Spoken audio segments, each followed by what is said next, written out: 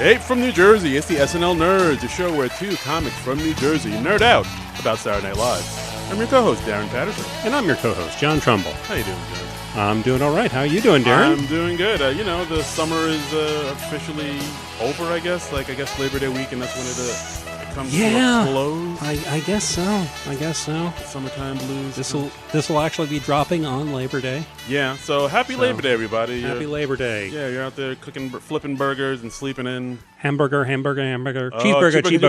Ooh, I like that. Look at that. Look at what I did. I got it wrong at the beginning, though. So. Oh, man. Damn, you're good. All right.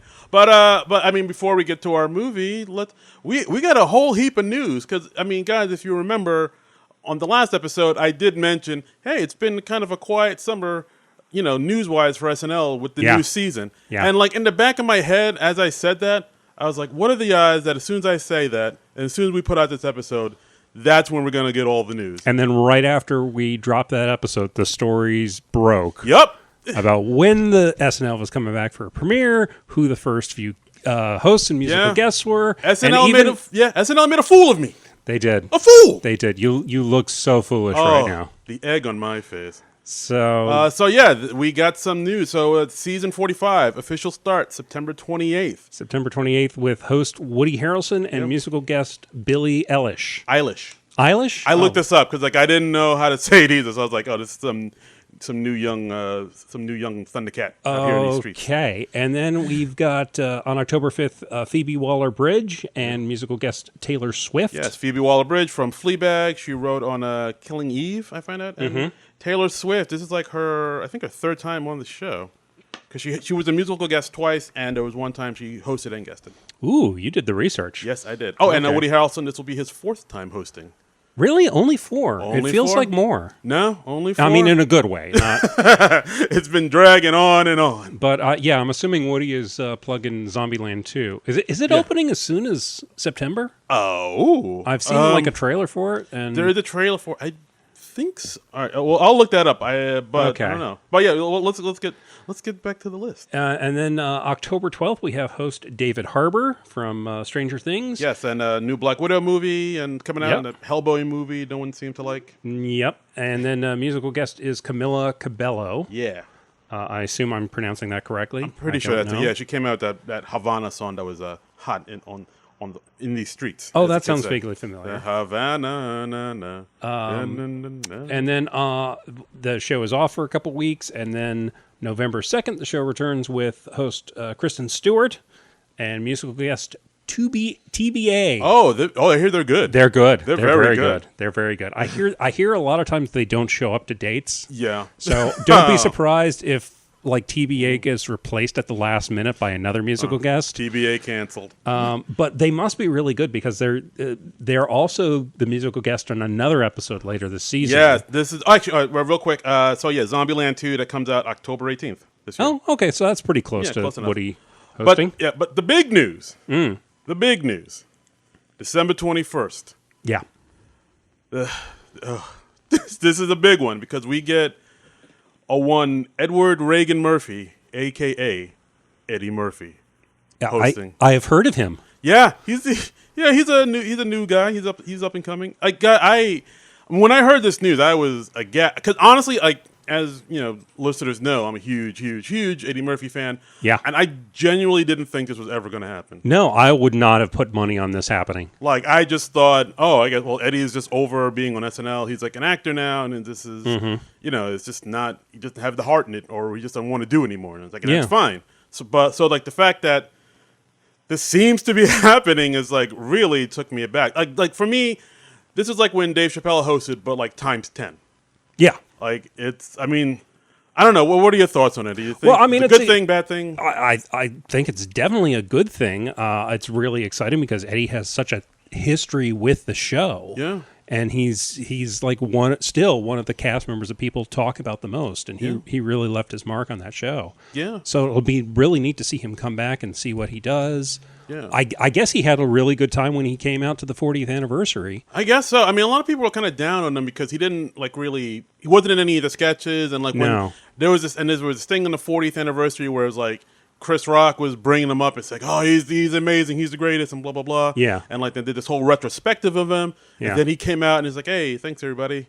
Yeah, it was a very restrained speech. And Yeah. I read, like, after the fact that they did a sketch where Keenan played Cosby. Originally, it was supposed to be Eddie playing Cosby. Oh. But then Eddie decided he didn't want to do that. I don't know why, whether he was just like, I don't want to do any sketches, or maybe I just don't want to play Bill Cosby. Because that's weird. Because, I mean, Eddie was talking about how Bill Cosby kind of treated him like shit when he came up. Like, He has a very famous bit about that. Yeah. I was supposed to talk to you. yeah, foreign filth. Yeah. So, like, why? I don't, or maybe because it was around the time all the allegations came out. It's like, I don't want to kick a man when he's down. Or I don't know. I don't remember what the reasoning was, or if anybody talked about that, but I just remember reading that it was supposed to be Eddie Murphy playing Bill Cosby, and it's like, oh, well, that makes a lot of sense. Because, I mean, if you have Eddie Murphy there, why wouldn't you try to use him? Yeah, I don't know. Man's an enigma. Who can understand why he does what he does or whatever? But, I mean, it's really exciting because it's been literally 35 years since he was on the show. He hosted once before. When he did 48 Hours with Nick Nolte. Right. Nick Nolte, pulled out of hosting the show at the last minute, and then Eddie Murphy hosted the show while he was still a cast member. Yeah, that's weird. That's gotta, as a cast member on the show, that's gotta be kind of a mind fuck, where it's like, oh wait, so you're just a cast member like me, but now you're hosting and you're. But I mean, what's going on here? But that shows you how huge he was on that show. I think people were watching the show because of Eddie Murphy. Yeah, no, absolutely. I think a lot of young people forget how big. Eddie Murphy was Kevin Hart before Kevin Hart. He was he was that big. He was. I mean, I don't even know if any of the young people know that Eddie Murphy was a comedian anymore. Well, I mean, he was a stand-up comedian. He was a really popular stand-up comedian. Right. He was on SNL. He basically brought that show back. Yeah, and he was from the brink. He was super young. I think he was on 19. Yeah, that's unheard of. I didn't do anything when I was 19. That is nothing. Yeah, that is insane. And then he makes movies, and his first movies are all huge hits. His very first movie was 48 Hours. 48 Hours, and he does Trading Places, and he does Beverly Hills Cop. Yeah. And, he had Best Defense mixed in there, too, which we never talk about. Yeah, but even he said, he just did it for the money. Yeah, and and I've never seen all of Best Defense, but he's, barely in it, from what I understand. Yeah, I think, from what I heard, they did the film Best Defense. It's a film with him and Dudley Moore. It bombed. But, I think when they were screening it, test audience didn't like it, so they literally just added him in so that the audience would like it more. Sure. And I think Eddie Murphy didn't want to do it, but then they offered him a ton of money, and he was like, "All right, here we go." That's what you're gonna do. Yeah. And from what I hear, he and Dudley Moore don't even have any scenes together. I don't think they do. No, he's literally just crammed in there. Dudley Moore's a guy who designs a tank, and Eddie is the guy who drives the tank, and I don't believe they ever interact. Yeah, it's bonkers. But I still remember the poster with Dudley Moore holding up some blueprints and then the blueprints are a picture of Eddie Murphy coming out of the top of the tank. Right, and but yeah, at the time in the 80s, he was untouchable. I mean, he was so big that he even recorded a music album, and he had a single, Party All the Time, that he does with Rick James, and that song charted. Yeah, it was a top 40 hit. It was. It came on the radio yesterday, and I was like, Did it really? I was like, turn that up. I was just driving through Jersey, pumping my fist, a party all the time. People knew what's up. All right, feeling myself. Yeah. I think I know what your next episode of the Decomposition Podcast is going to be now. They already did that. Oh, did they? They did, yeah. Shout out to Brad and Katie. Brad and Katie. Yeah, I recorded an episode with them on Thursday. Oh, so that'll be dropping in a couple weeks. That'll be fun. Stay tuned. So, but yeah. So I mean, Eddie Murphy. I mean, I'm very excited to see an Eddie Murphy episode. I'm cautiously optimistic because, the realist in me knows he hasn't done comedy in a while. Sketch comedy. It's probably been ages. So I want to temper my expectations. It's all right, this might be amazing, but this might not be as good as I remember. But then again, the Adam Sandler episode was pretty good too. Yeah, and you also you can't help but wonder is he going to revive any of his old bits? Is he going to do James Brown? Is he going to do Buckwheat? Yeah, Mr. Robinson. He's got to do a Mr. Robinson sketch. I feel like that's I feel like that's the most likely. Yeah, thing. If we don't get a Gumby, I'll get it. But if we don't get a Mr. Robinson's Neighborhood, I'll be like, and also that seems like it would be so easy for him to slip back into. You know? Yeah, exactly. Or who else? I guess that was his main. Well, there was Velvet Jones. I remember seeing one. How to be a hoe. Yeah, how to be be somebody, be a hoe. Yeah. I remember seeing one sketch, a Little Richard Simmons workout show. Oh, I vaguely remember that. Where it was it was like Little Richard, but doing like a exercise, aerobic workout show, like Richard Simmons. So it's Little Richard Simmons. Get it? He sold it. He sold it better than I told it. Yeah. But yeah, like part of me, like I don't know, part of me was like a little concerned because like I know for a lot of people, like the expectations that they have in their mind about this show, like I don't think like whatever he does on the show, it's not going to meet up to the expectations people have in their minds. Yeah. I mean, it's tough when you're anticipating something this big because at a certain point you have to let go of your expectations of what it's going to be and just like look at it for what it actually is. Yeah, accept it for what it is. And yeah, exactly. So I mean, either way, I'm excited to see it. I mean, we're definitely, I'm all a tingle. But but I'll at the same time I'm not going to expect like the moon and the stars from this. Yeah. No, I think it's good to try and keep our expectations reasonable. Yeah, I don't think it's going to like change my life and cure baldness or whatever. No. I mean, it'd be cool if it did. It'd be dope if I come in the next day with like a huge old shaft afro. Like wow, I stand corrected. I would pay money for that. And then on Tuesday, the other big SNL news dropped. Yeah. Kate McKinnon staying on for another year. Signed on for the season. Apparently, there's like some rumblings that she might not be on for the entire season. Whoa, I didn't hear that. So that's what I've been hearing, but I haven't really seen much confirmation of that. Okay. But she has a new deal, and so she'll be there for at least part of the season. Interesting. Which I think great news, wonderful news. I'm not ready to let go of Kate McKinnon yet. Yeah, and the other news, Leslie Jones leaving the show. Did not see that coming. I didn't either. Like I thought she'd definitely be on. Like people like her. She was getting better. And I mean, I say this. I mean, we both say this as people who are very critical of her in the beginning. Because in the beginning, like maybe her first 2 seasons, she was constantly flubbing lines and constantly kind of stumbling, and she just, she's like a baby deer on her legs on the first time, like on the big stage. You know what I mean? Like she was just like.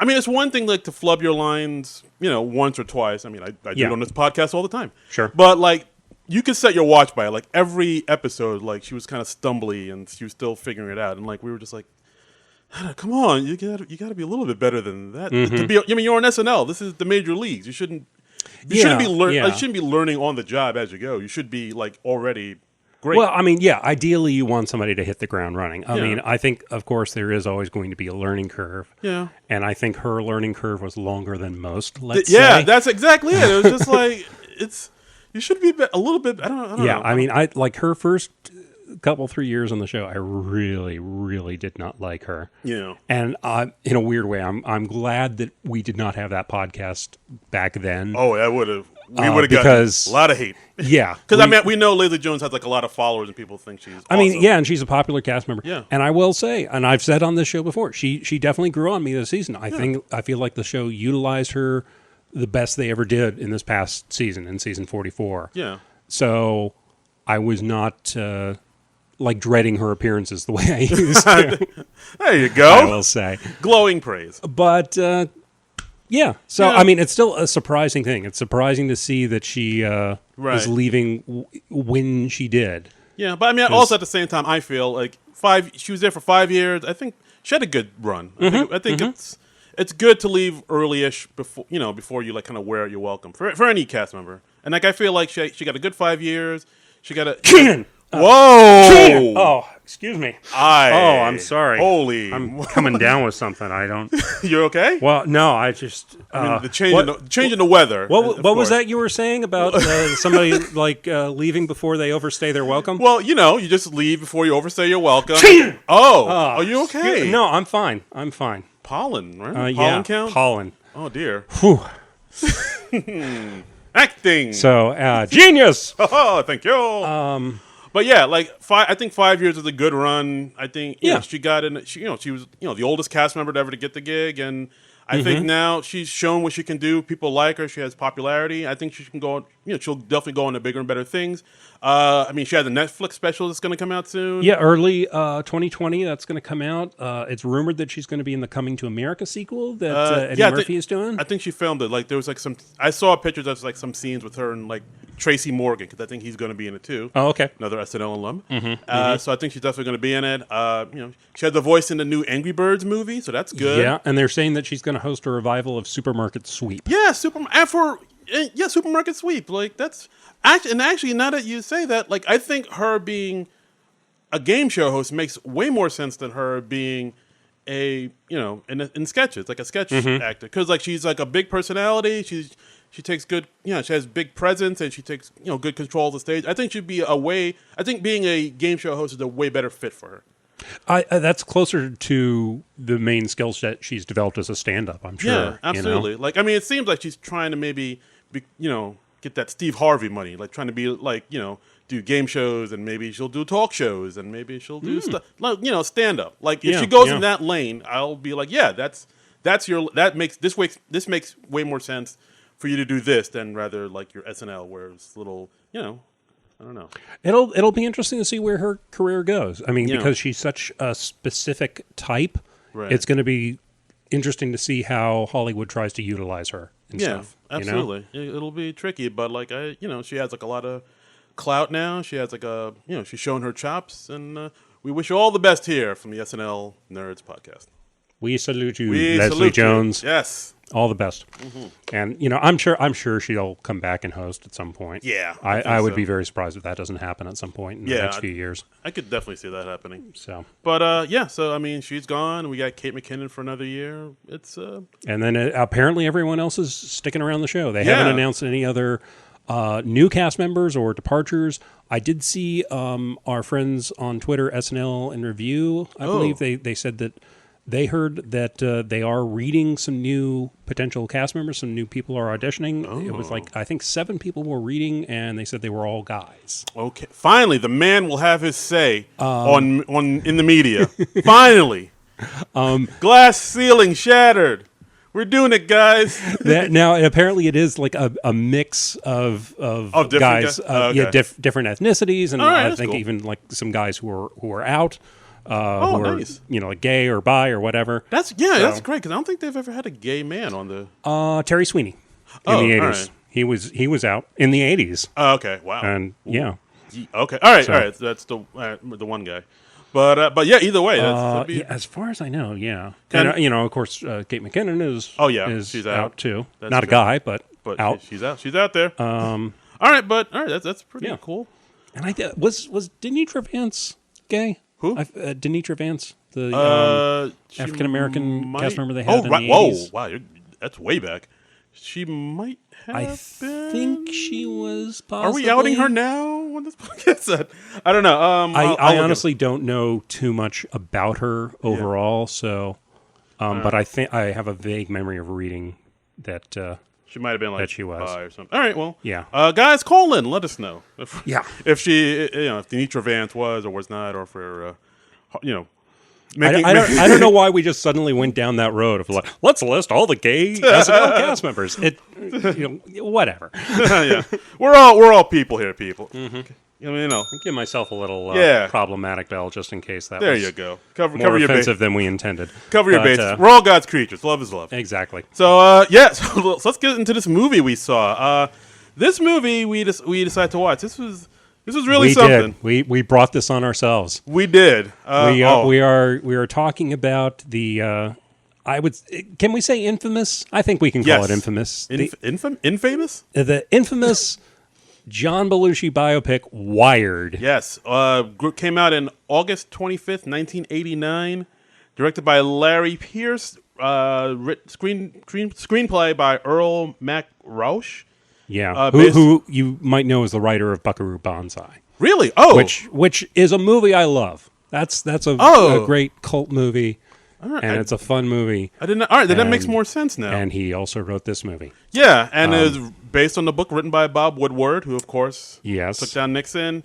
Had a budget of $13 million, made a little over $1 million. Yeah. It did not do too well, you guys. No. 4% on Rotten Tomatoes, 14% audience. This movie was, actually for those maybe you don't know, like every time when I mentioned to people that we were doing this movie, a lot of people were like, "Who? What movie is that?" Like this movie kind of got forgotten. Well, this movie has fallen off the cultural radar. It has never come out on DVD or Blu-ray. Right. It came out on VHS because that was still the predominant medium back in 89, 90. Ye olden times. But yeah, never been released beyond that. We miraculously found it on YouTube. Yes. Somebody had uploaded a crappy VHS copy on YouTube. And we watched it and we were like, oh. And we watched it, and this should stay on YouTube. It was a thing. It was definitely a thing. Yeah, it's you can't find it anywhere streaming. Cable won't show it. No, never pops up on TV. Never pops up on TV, and I actually remember because this came out in '89, so I was like 12. Yeah, and I remember when this came out, there was like a big to do about it. Like this movie came out with like nobody's blessing. Like everybody was upset they were doing. No, I mean because Bob Woodward's book about Belushi, also titled Wired, that came out. That pissed off a lot of people, I would say. Right. I mean, why so? Just name names and whatnot. I think partly because it named names, but I think partly all the people who knew John Belushi felt it didn't properly portray him. It was much more about the drug use than anything else. And apparently Woodward obsessively cataloged like all these drug binges that Belushi went on, but there wasn't much of anything else in the book. Right, it didn't show him as like an actor or anything, or as a human being. Yeah, that too. Now I've never read the book. I actually saw the book last month at the used bookstore I go to occasionally, and I was like, should I buy it? But it's a thick book. It's like probably like 2 inches thick. Whoa. I think, and it has a pretty bad reputation. Oh, so I was just like, I think I'm going to save my money. Okay. All right. So the book comes out. I mean, was it a bestseller or did it? Yeah, it did. It did really well sales wise. It went back to press. It came out with 175,000 copies, and then they went back to press for like another 100,000 copies. Oh. Bob Woodward, he came to this book because John Belushi's widow, Judith Belushi Pisano is her full name now. She remarried in sometime in the 1990s, and she hired. I don't know if she hired Bob Woodward, but she approached Bob Woodward to sort of get to the bottom of Belushi's death because it was under somewhat suspicious circumstances because Belushi hated needles, but he died of a speedball, which is like a combination of cocaine and heroin. I understand. Right. So it was, I don't know. I'm assuming. Yeah, I mean that's. I say no to drugs, people. I'm high on life. I'm going on what I've read and vaguely remember now. Right. And Woodward, he was able to talk to a lot of people, even people like Dan Aykroyd, who weren't really convinced that a book should be done about Belushi, but because Woodward had this incredible reputation from the whole Watergate stuff, right? They talked to him, but apparently the book really missed the point. Yeah. Or it didn't really give a complete portrayal of John Belushi, the person. Right. Yeah, so it was kind of, I guess, tabloidy in a way, or exploitive. Yeah, I mean that's what the people who were close to Belushi considered it to be. Right. And they had trouble selling the movie. They had trouble you don't say shopping it around, finding a studio to do it, and finding actors to be in it. And right. I mean, it's an interesting story. Yeah, it definitely was. I mean, from what I've read, it turned a lot of people off. Especially there was one, a lot of people Aykroyd was very against it. Yeah, I think he was quoted as saying he has his witches out there in a coven trying to get them to stop this movie from being made. Yeah, on the IMDb trivia it says he hired witches to put a curse on it. So good job, witches. Yes. Yeah. Mission accomplished. I guess the black arts work. And it also says that Aykroyd had actor J.T. Walsh, the great character actor, fired from his movie Loose Cannons because he starred in Wired. And this was in 1990, so just like a year after. Yeah, wow, that's crazy. J.T. Walsh played Bob Woodward in the movie. Yeah, that's another thing. This movie gets kind of meta where they have somebody playing Bob Woodward and writing, the book about. He's writing the book Wired about John Belushi in this movie based on the book Wired by John Belushi. It gets a little. We'll dive into it. It's weird because this is a movie. It basically has two framing devices for Belushi's life. Right. The movie starts out with Belushi's body being led into the morgue. Yeah, he's in a body bag and he's being dragged into the morgue. And then Belushi wakes up. Belushi, by the way, played by Michael Chiklis. Yes, this is nothing. This is Michael Chiklis' first movie ever. I think he's talked about it on interviews. He did it. Talked about it on Mark Maron's podcast, WTF.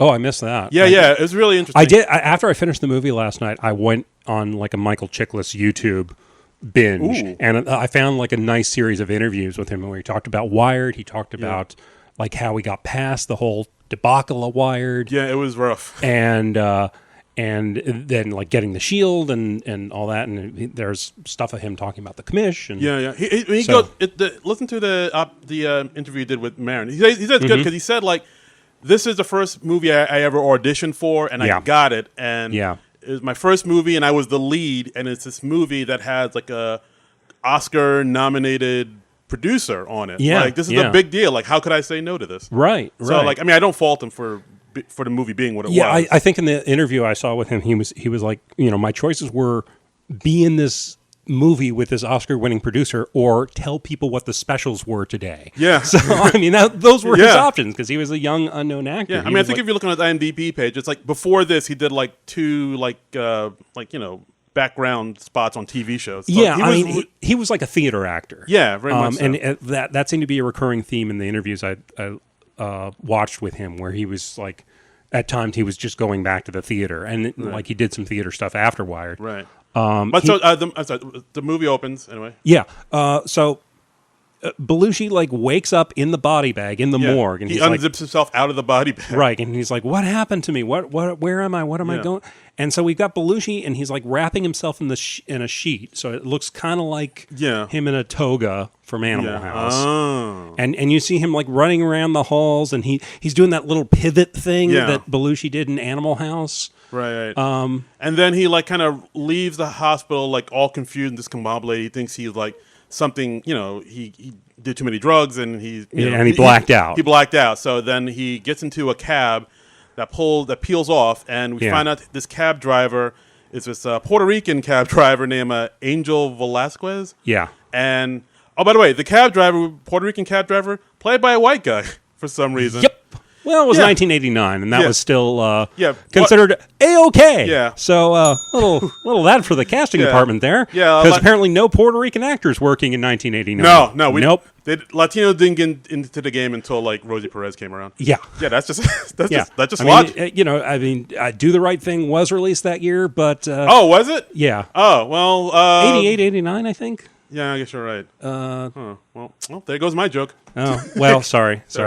But anyway, so it's driven by this, Puerto Rican cab driver, played by a white guy, Ray Sharkey, I believe his name is. Ray Sharkey, yeah. Yeah, and he says, "Oh yeah, I'm your guardian angel, and you died." And he's named Angel, which seems a little on the nose. Yeah, that's what I was saying. Like, did they make him Puerto Rican just so they can make that angel joke? Probably. Is that really the only reason? Probably. Because there's no reason for them to be Puerto Rican. I don't know. But we did get to hear the ghost of John Belushi hurl all sorts of slurs at him, which I guess that's fun. I don't I was about to say, was John Belushi like racist like that? No, there's there is a great there's a great review of this on the AV Club. Nathan Rabin did a great recurring feature called My Year of Flops. And there are a few great quotes in there. To call Wired an unconscionable act of grave robbery / defilement would be an insult to the good name of grave robbers everywhere. There are snuff films with more integrity. God damn. So and then let's see. Hang on. Well, yeah. Wait. Hang on. All right. He says, Chiklis tries to buy off Sharkey, though he first bombards him with ethnic slurs. I can see how Belushi's widow might find this and every other aspect of the film deeply offensive, but the filmmakers have truth on their side. It is a matter of historical record that John Belushi's ghost was a racist. Good Lord. While alive, Belushi might have been extremely tolerant, but once he died, he became an ugly, ugly hate-monger. A virtual Klansman, even. Thank God the filmmakers captured this aspect of his posthumous personality. I mean, they're just recording the truth, people. Yeah. Giving truth the power, apparently.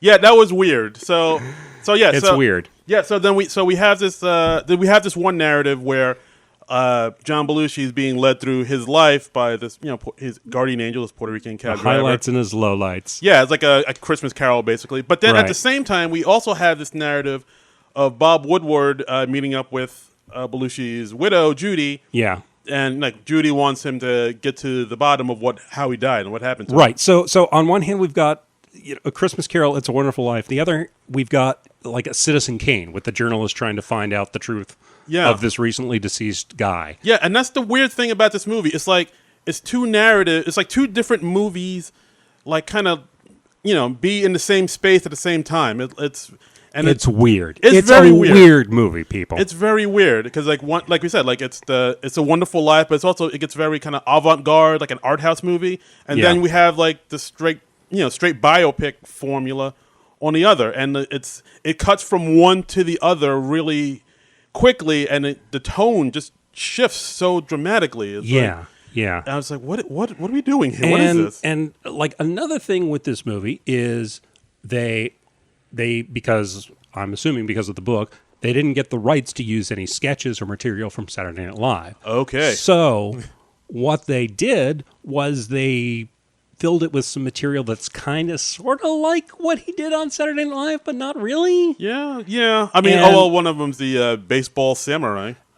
At one point, we see Chiklis's Belushi doing a baseball samurai sketch, which is supposedly one of his samurai sketches, not a samurai sketch he ever did. And it's just Belushi solo on the stage and then somebody doing a bad Howard Cosell impression who's basically narrating the sketch. Yeah. He's not interacting with anyone. It's just, and it's like, this wouldn't be a sketch on the real SNL. Yeah, no, this seems like like a demo reel, or it's like something you'd send to a director to show, like an acting reel gig. Yeah. And it's like, it doesn't add anything to the story. It's just him being this character. I'm like, what are we doing here? Yeah, it's weird. And it's like, I mean, in the context of the movie, Belushi's like this huge comedy star as he was in life. But like, if the real SNL was anything like this, it would have been swiftly canceled. Yeah, very much so. It's just like him, and it doesn't. And there's like a bunch of stuff in this movie they don't really show. They don't talk about his childhood at all. They don't show how he met Judy. They don't like go into like why he wanted to go into acting or show business. Yeah, they don't show how he got SNL, how he met Aykroyd. Oh, they don't show any other cast members of SNL besides Aykroyd. They mention Chevy Chase and Gilda and Lorraine, and like he says their name, but that's it. You don't see any other cast members except for Dan Aykroyd, played by Grooms. I think it was what was his name? Gary Groom. Gary Groom. Like yeah, he's the only one. He's the only SNL cast member. And by the way, the guy playing Aykroyd looks more like Kevin Nealon. Yeah, I was thinking Aykroyd. Kevin Nealon. I was thinking that too. But yeah, you don't. Like Lorne Michaels isn't mentioned at all. Like none of the SNL people are mentioned. Well, apparently, like a lot of Belushi's friends threatened to sue if their names were used in the movie. Yeah, actually, I read that too. Wasn't like John Landis one of those people too? He said like, "Don't mention my name," because there is a scene where there is somebody who's playing a young John Landis who's directing him in Animal House, but they never say John Landis. No, they never refer to the John Landis character by name. It's a guy who looks vaguely like John Landis. He's got dark hair, glasses, and a beard. Right. On the IMDb trivia, in the scene where John Landis is walking across the set from the Blues Brothers, a helicopter can be heard in the background. And it says, see Twilight Zone in the movie, because there was that awful fatal accident with a helicopter. Oh. Which, if that's an intentional reference, that's pretty fucking tasteless. That's yeah. Ooh, there you go. On behalf of John Landis. Okay, it says here, the producers received a letter from an attorney representing Bill Murray, Dan Aykroyd, John Landis, Bernie Brillstein, who is Belushi's agent, Michael Ovitz, and Lorne Michaels. The attorney warned the producers not to depict his clients in the film, or he would file a lawsuit for invasion of privacy on their behalf. Michael Ovitz also called producer Edward S. Feldman and tried to discourage him from making the film. So, but Aykroyd is the only one who out of that bunch who's depicted and named. And I'm surprised he didn't sue or anything. He didn't want this come out either. I don't know. I mean, they didn't. I don't know if they did much of anything actionable there. I mean, you never see like Aykroyd doing drugs with Belushi. Yeah, I mean, he's in it a good amount. The guy playing Aykroyd, but it's I don't know. So, but yeah, so I mean, there's no real like linear. It bounces around. It bounces around a lot. Like it goes from one. It basically goes from like a vignette to vignette of his life. Like at one point, and it's not going in chronological order. No, not at all. It's skipping around like and every once in a while the movie just stops dead. So we do this pseudo Blues Brothers number. Yeah. And here's a weird thing. As the Blues Brothers, they do the number 8675. No, wait. 8675. Wait, 834578. God, I wrote it down. And okay, here 6345789. 63457. Which is a song that they perform in Blues Brothers 2000. Huh. Interesting. So, like 10 years after this movie, the actual Blues Brothers they knew they were going to perform this. Well, that's just a weird thing. This movie, The Prophet. They knew they were going to do that. Yeah. But I mean, I will say the musical performances were pretty good. That's one of the few things I can say. They were all right. I mean, I think Michael Chiklis did what he had to do pretty well, but he doesn't really look much like Belushi, and for me that was a problem. I could see that. I mean, the guy playing Aykroyd didn't look much like Aykroyd. No. But I mean, I guess it's one of those things where they had to get who would take the gig because this movie was under such scrutiny and But I mean, like, but Chiklis, he was able to do like cartwheels and backflips, and he sang all right. I mean, he did a lot of the physicality and stuff. I'm just talking about like facially. His face isn't really shaped like Belushi's. No, it's not. But he had the same body shape, I guess. But he put on 30 pounds for the role. Apparently. Oh wow. So yeah. So this movie isn't linear at all. It hops from scene to scene. Like it goes from the weird kind of "This Is Your Life" Christmas Carol, angel part of the movie, but then it quickly jumps. The next scene will be something like the straightforward Bob Woodward, and like the two, it's a very strange shift in tone. And it's like, wait, what's happening? It's very jarring. That's what I thought. Like it'll go from, the samurai baseball, then it'll go from that to them interviewing the last woman that saw him alive that gave him the lethal dose. Right. And it's like, what is happening? Like I didn't.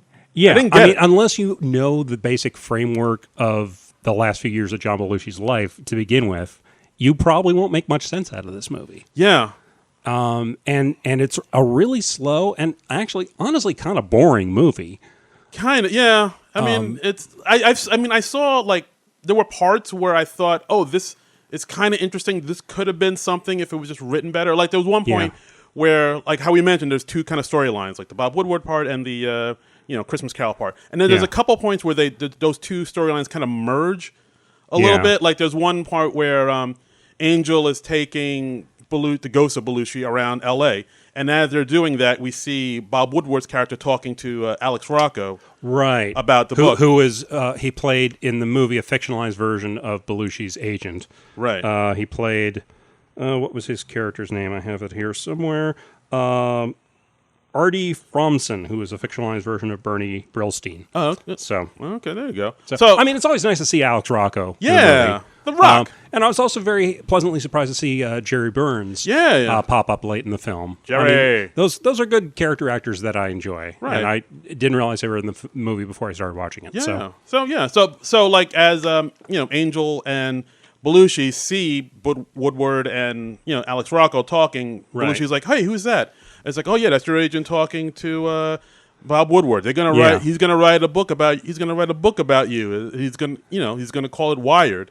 Yeah. And it's like, then Belushi's like, wow, I'm gonna be famous. And then Angel's like, yeah, he's gonna do for you what he did for Nixon. It's like, what? And that was so weird because weird because it's a movie based on a book, basically saying that the book trashed Belushi's good name. Yeah, exactly. I mean, has that ever been done before, where you make a movie version of a book and the movie outright says, "Oh yeah, the book is crap"?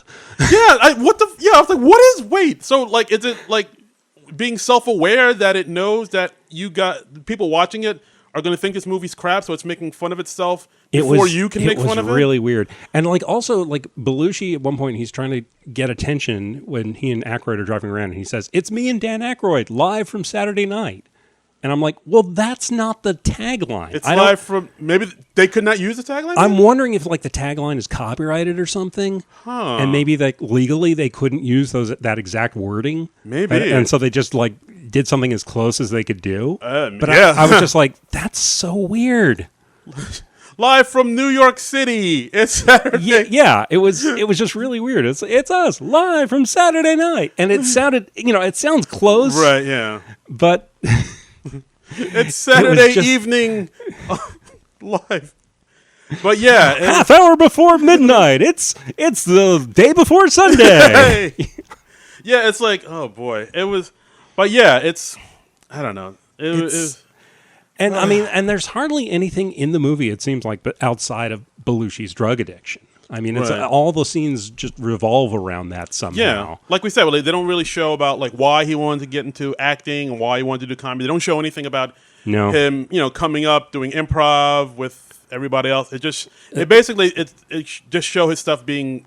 They just show him being like hugely famous and dealing with drug addiction. They don't even go into like why he had the drug addiction, like where it started, where it stems from.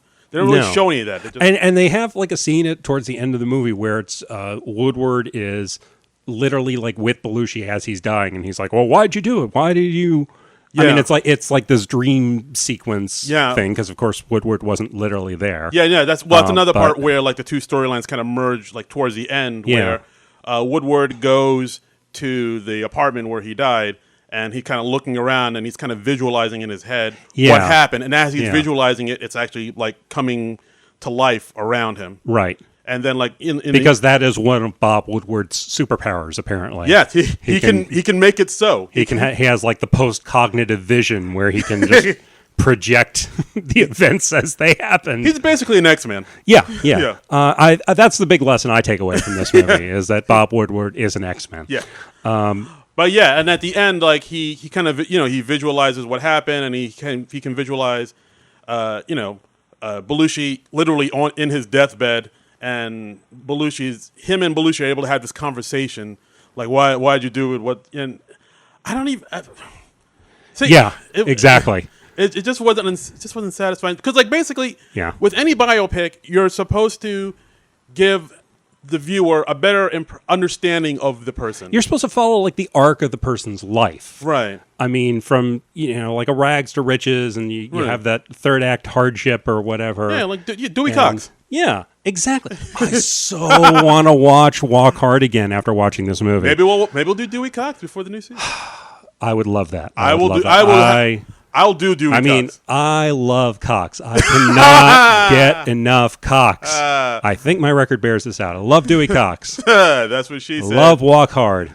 Oh. So, love that. But this movie, though, it is a bad movie. Yeah, and there was like a bunch of times where there was like very kind of like played out scenes, like the scene where Belushi's talking to his agent, Alex Rocco. Yeah. And he's like screaming, "Don't tell me what to do. You can't tell me what to do." And then he says something like, "You can't tell me not to love you." Man, as soon as he said that, I was like, "Get the fuck out!" Stop and there's like weird stilted dialogue in this too. Like there was a scene, it might be the same scene we were talking about, where like his agent goes like, "Animal House was a 1978 movie. It's 1982. We need a hit." And it's like, who talks like that? Why don't you just say Animal House was 4 years ago? You haven't had a hit since then. We need... Yeah. Animal House was in 1978. Nobody talks like that. Directed by John Landis. Screenplay. They're giving all these IMDb facts. Like, why before there was an IMDb. It's like, it was... Like the dialogue... I mean, I think... the main fault is the screenplay. The screenplay is just... They were trying to be very audacious with it and unconventional because Belushi was an audacious and unconventional guy. Right. So they were shooting for the fences. They make a lot of big swings, but they miss. They miss a lot of the times. And towards the end of the movie, Belushi is playing a Blues Brothers pinball machine. Oh yeah, with Angel, for his, and the implication is for his life, for his soul. So they're doing what was that? The Seventh Seal movie where the guy plays chess for. Oh yeah! Wow! For his life, that's fancy cinema. I've never seen all of the Seventh Seal, but someone took a class in college. La-di-da. Well, okay, you know how in Bill and Ted's Bogus Journey they play Twister with Death. Got it. Okay, it's kind of like that, but a number of years before. Now I get okay. Right. Now I understand. So it's. But yeah, I mean, it's just so weird. This movie just seemed like it didn't know what it wanted to be. It was trying to be like two things at once. At least. And it at least two things. Yeah, it's trying to be at least two things, and it just ended up not really being much of anything. No, it's the movie is. It's quite frankly a slog. I mean, one of my notes, I literally have a note that says, "Holy shit, I'm only halfway through." Yeah, that's another thing. This movie is like almost 2 hours. It's an hour 40 minutes. Hour 40? Yeah, it seemed longer. It seems like 6. Because I mean, the movie. It stops dead whenever there's like a musical number. Because they don't just show you like part of a song. They show you the entire song. Yeah. And it feels like they're just trying to pad the movie out for time because they didn't have enough story. Yeah, I mean, that might be it. Or maybe they couldn't get the rights to show you what they really wanted to show. Or like I said, they didn't show anything about his childhood. I don't know anything about his growing up or his background. Is any of his family ever mentioned? I mean, you would never know he has a brother from this movie. No, they don't mention any of his. Probably because Jim Belushi also threatened to sue them. Oh yes, he did that too. But there's one point where it's like Aykroyd and Belushi. They drive up to his family house in like Illinois, Wharton, Illinois, or Wharton, and like that's kind of it. And then they show, they show that him and Judy have known each other like since they were kids. And then that's kind of it. And then just kind of go back to like, his rampant drug use, and like they go into these kind of art housey, kind of avant-garde, drug binges he goes on, and like how he's trying to get clean, but he's kind of not. At one point, they like flash back to an acting class he's in, and like the acting teacher's yelling at him, telling him how he has to like use all his all the trauma in him to be a better actor. Was that supposed to be like Del Close or somebody? I was wondering that, but they never name the guy. No, like I looked it up. It just says comedy coach. Right. But like I'm assuming that's supposed to be Del I think Close. It's a similar thing to like what they were doing with the, Landis but not John Landis thing. Like we're supposed to think it's Del Close, but they never say it's Del Close. It's Mel Mose. Yeah. I don't know. But yeah, it's Neil Far Away. Oh! That famous improv teacher. Oh, I remember him. He's good. Yeah. Oh, yeah. Oh, he's good. Oh, he's the best. But yeah, it's like a bunch of vignettes strewn together that don't really have anything to do with each other, and they don't give you a clear picture of who this person really was. It's like if the story of John Belushi's life was told to you by somebody on some sort of drug trip. Yes, this would be the movie you got. Like, no, first man, he was like the bumblebee, and then he was on drugs, and then this cab driver started driving him around. Puerto Rican dude, he's really cool. He danced around pretty neat. Yeah, he had rhythm, and then. Judy was around. It was awesome, man. And then Bob Woodward, he's like investigating stuff like he does in his Bob Woodward way. And maybe that's what they were trying to do. They're trying to go for this like fear, loathing, kind of druggy, trippy type of vibe. But then if you're going to do that, then why do that other timeline where it's like a straightforward biopic of Bob Woodward? Yeah, you don't need both. Framing devices. Use one or the other. Exactly. Like, the two are so starkly different, you can't really combine them like that. It's so weird. It's weird. Such a weird movie. It is. So so then at the end, it's like it's Belushi talking to Bob Woodward on his deathbed, and he's about to die, and he's like, oh, I can't. And then I think Belushi says something like, oh, I can't talk. Woodward, tell them my story. They literally say something like that, and then he dies. He's like, so maybe they just did that to cover their own ass. Where it's like, see, Belushi would have been cool with this movie. The ghost of John Belushi asked Bob Woodward to carry on my message. It's so weird, and then it ends with him doing his Joe Cocker impression, singing "You Are So Beautiful to Me," right? Which he never sang on SNL. He sang "Feeling All Right." Yeah. But they didn't have the rights to do that. So yeah. Oh, and there's one scene where the Bob Woodward and he's in Belushi, and he's in their bedroom, and Belushi's on a deathbed, you can see like a boom mic. Oh, really? Yeah. Look, I missed that. Yeah, and like I got a kick out of that. Oh, so it's incompetently made to boot. Yes. So Yay. So yeah. So I mean this movie was just not great. So it sounds like we're recommending it, right? Yes, absolutely. Like this movie just wasn't great. I mean, if you want to watch it, it's on YouTube. You can watch it out of morbid curiosity, but it's just all over the place. It's very scattered, very scatological. Chiklis does what he can do with it. Like I don't fault any of the actors really. No, the actors were okay. No, it's the screenplay. The screenplay was just not good. It's and I think you could make a good biopic about John Belushi. You could. We've been waiting forever, and it's just never happened. And honestly, like this morning, I was after like going through notes and stuff for this podcast. I was thinking, like, is there anybody around today who could do a good job of playing John Belushi in a biopic? And I actually came up with somebody. Let me see what you think of this. Hit me. Jonah Hill. Okay, you don't love it. I don't hate it. Okay. Well, I don't hate it. Yeah, I feel like Jonah Hill could do it. He doesn't really look like him, though. I think he would look more like him than Chiklis did. Okay. I think with some makeup, you could make Jonah Hill look like Belushi. Yeah. He's like 35 now, so he's about the right age because Belushi passed away when he was 33. Right. And Jonah Hill can definitely play younger. I feel like he's got the chops for it. He does. I mean, he's done comedy. He's done drama. Mm-hmm. I mean, physicality. I don't know if he could do that, but like I don't hate it. I think it's okay. It's got, but guys, but you don't love it. Okay. No, I get it. I can be talked into it. I'll warm up to it. But right. Guys, if you could think of somebody who'd be great in a new biopic with John Belushi, let us know. if but it's going to be made. I don't hate it. I do like it. I did also find like a story that was saying that Emily Hirsch had been cast. This was like a story back in 2013. Emil. Sorry. Emily. It's like, whoa. I thought it was pronounced okay. Emil. I'm pretty sure it's Emil. Okay. I could be He's got an E at the end. Yeah. So what does that mean? It means maybe you say it. All right. Okay. Emil. I'm okay.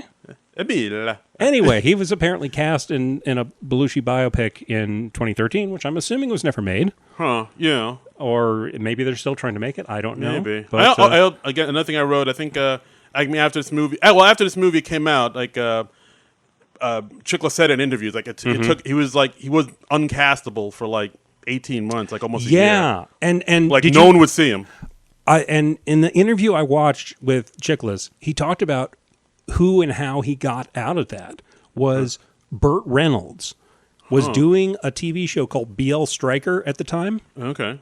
And because Burt Reynolds' movie career wasn't going so hot, so he did a TV show, and he hired Chiklis for it. Oh. And he said that Reynolds told him, like, I remember the time of like the blacklist, the Hollywood blacklist in the 50s, and I didn't like it, and I didn't want to see that happen to you. So he like hired Chiklis and gave him a job. Well, that's sweet. So yeah, way to go, Burt Reynolds. Yeah, R.I.P. I mean that's damn cool. I mean, rest in peace. But yeah, I mean that's great that he did that. But I remember like for a while there was a stink on him on Chiklis, like he couldn't get hired. And I think I read somewhere like he actually met up with Jim Belushi. He kind of like apologized and like.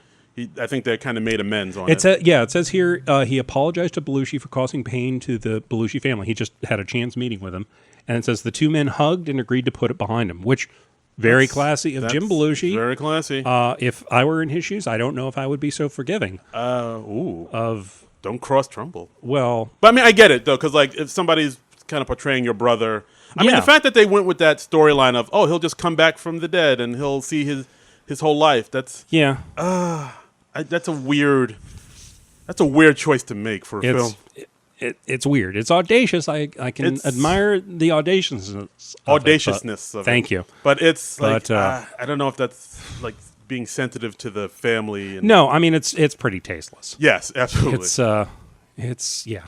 All right. So we put it out on Twitter to our big old fan base that we were doing this movie, and we got a few tweets about it. Oh, did we? Okay. Oh well, that week in SNL. Said Kevin Kelton, writer on seasons 9 and 10, said that Jim Belushi damn near throttled him when Jim noticed that he had bought the book. Wait, can't even imagine what he thought about the movie.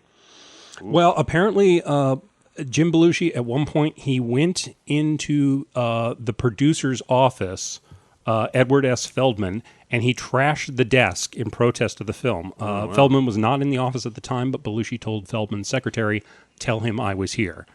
And supposedly, I read this in a Time magazine article. Jim was here. Feldman's secretary then said, "Who are you?"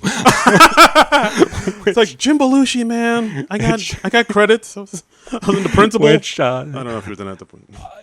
that's so hilarious. I kind of hope it's true. Could you leave your resume? So I know? Yeah, exactly. Oh boy. So and then we also have Steve Harold at Joint Partners said he saw this opening weekend in Middletown, New Jersey. Yeah. Hey. Maybe 10 other people in the theater. Just such a weird, schlocky movie. Yeah. Lots of horrible choices. Yeah. Manette Maradi at Manette M97 said, I still can't wrap my head around the fact that Bob Woodward is not only behind the book, but actively was looking for buyers for the movie rights, knowing how much heat he got from the book reception.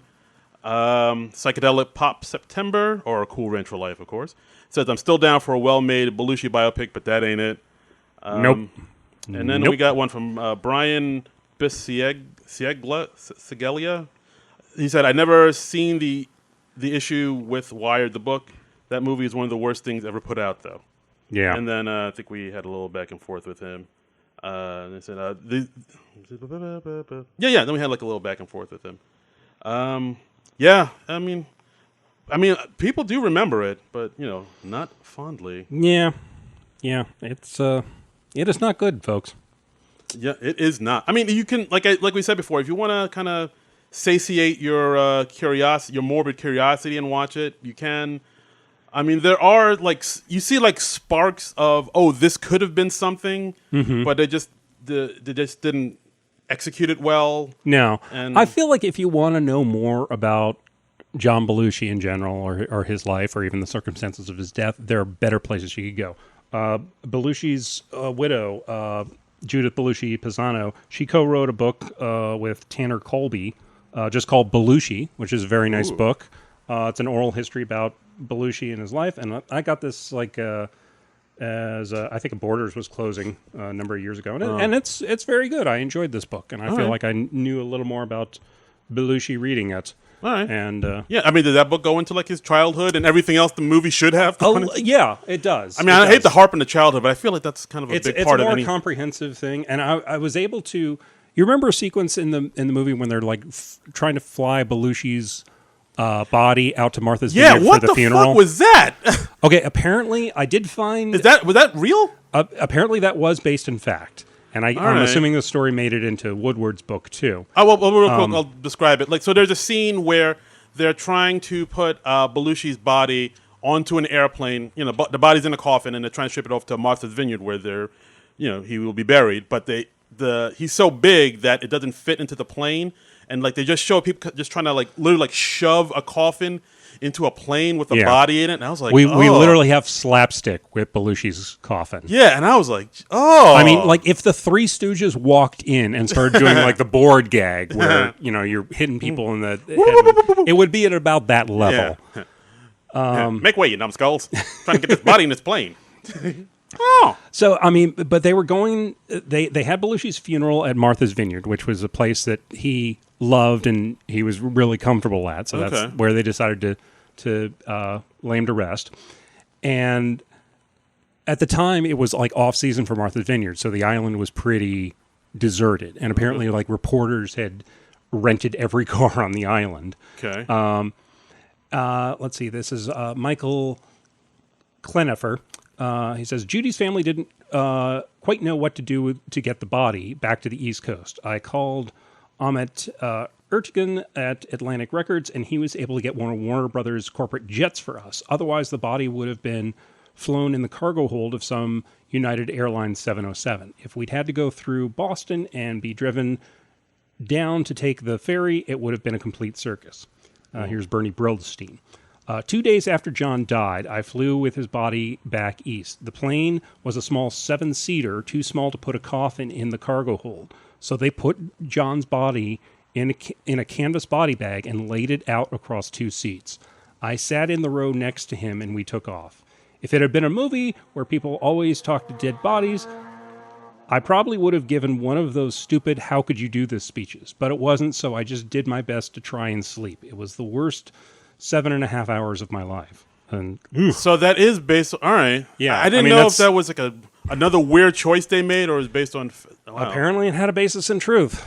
So, all right. I mean, it's a grisly, weird detail, but that's what they had to do to get the body to Martha's Vineyard. I mean, even if that's true, I don't even know if I would put that in the movie.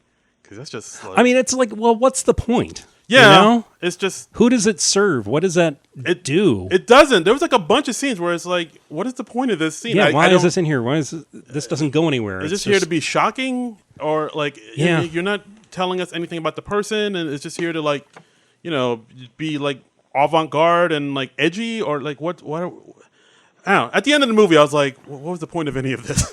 Pretty much. Yeah, it was not a good movie. It was probably one of the worst ones we've watched. Worse than It's Pat? I wouldn't quite go that far, but it's down there. All right. It is down there. All right. Well, guys, that's our review. We watched it so you wouldn't have to. That's right. We took that bullet. That's right. You're welcome, America. Yep. On this Labor Day. This is what we do. We labor for you. So, yeah. So we were talking about like what are we going to do, because we still got like 3 episodes to go before the season premiere. So now we're like, okay, well, how are we going to fill these weeks? We got to we're in the home stretch. How are we going to do this? My big gut feeling last night after watching this was like, I don't care what it is. I just want to watch something good next week. Yeah. I mean, I cannot take another bad thing. I think for the next movie, we're going to watch good, like movies we know are good. Yeah. I think we've earned that. Yeah. I think we've earned that. We've put in our time. That's right. I mean, we've watched It's Pat. We watched Delta House. We watched. Yeah. We watched this movie. We watched Wired. We paid our dues. Stewart saved his family. We earned this. We earned this. We deserve this. Right. So I mean, in honor of Eddie Murphy hosting on December, next movie we're going to talk about, a little thing called Trading Places. Yeah, starring Eddie Murphy and Dan Aykroyd and Jamie Lee Curtis. Woo! Denham Elliott. Gesundheit. Come on, Brody from in the Indiana Jones movies. Oh, right. Marcus Brody. Oh, I forgot. I didn't know his real name. Oh, wow. Well, how dare you, I'm sir. sorry. I don't know the... How dare you, I'm not sir. familiar with the catalog of... what do you say? Denham Elliott? Denham Elliott, yes. Denham Elliott, like denim jeans. No. You just said denim. I'll spell it out for you after we stop recording. We'll look up his IMDb page together, and you will feel ashamed. I apologize to the family of Denham Elliott and anybody else I offended with my ignorance. But yeah, Trading Places, Eddie Murphy's second film. We're going to talk all about it and get all up in it.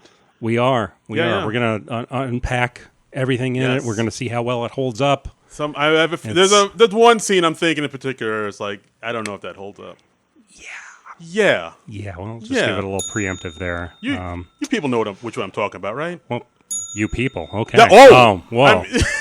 I apologize for my go there. Okay. I apologize for my action. It won't happen again. If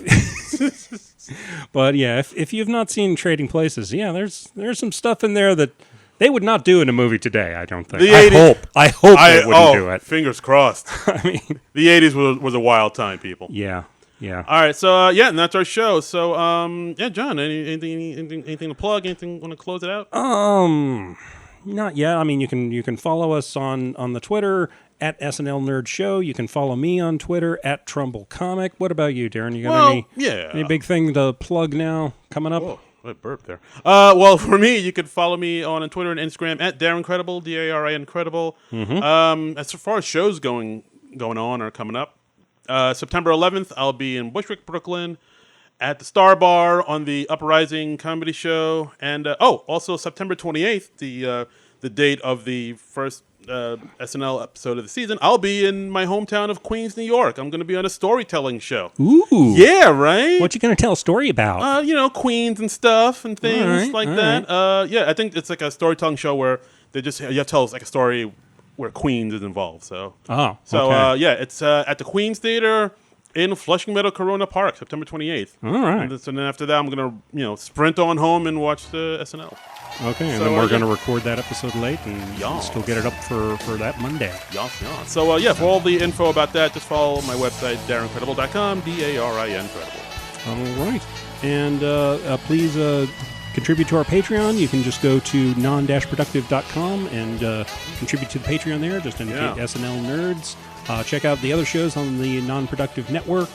And until then, catch you later, people. All right, nerds out. Bye. Boom.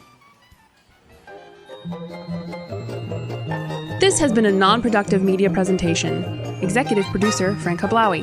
This program and many others like it on the Non-Productive Network is distributed under a Creative Commons Attribution Non-Commercial No Derivatives license. Please share it, but ask before trying to change it or sell it. For more information, visit non-productive.com.